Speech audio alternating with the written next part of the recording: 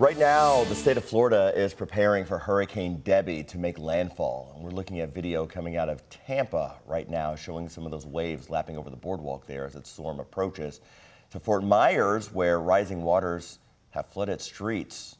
The Category 1 storm will bring gusts of wind and the potential for life-threatening floods across the entire state.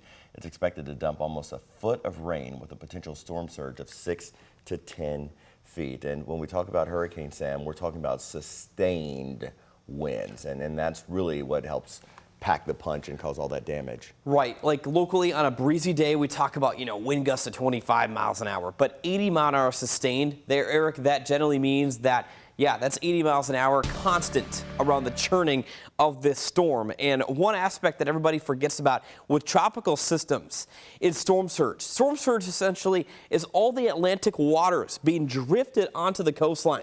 So now not only are we looking at 6 to 8 feet of storm surge up into the Gulf Coast of Florida, we're talking about very heavy rainfall and wind around 80 miles an hour with this hurricane as it's continuing to track its way into the Gulf Coast of Florida.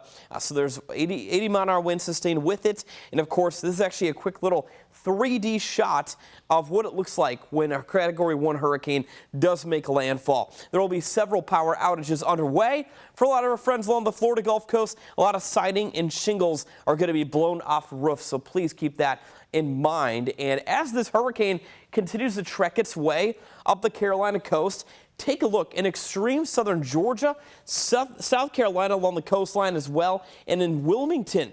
They're going to be dealing with hefty amounts of rainfall found with this system. Upwards of over upwards of over a foot of rain, if not near 2 feet of rain, could be falling anywhere from the coastline of Florida back up into the Carolinas. So we're talking about a lot of flooding that's going to be likely underway for our friends up along the Gulf Coast of Florida and much of the Carolinas.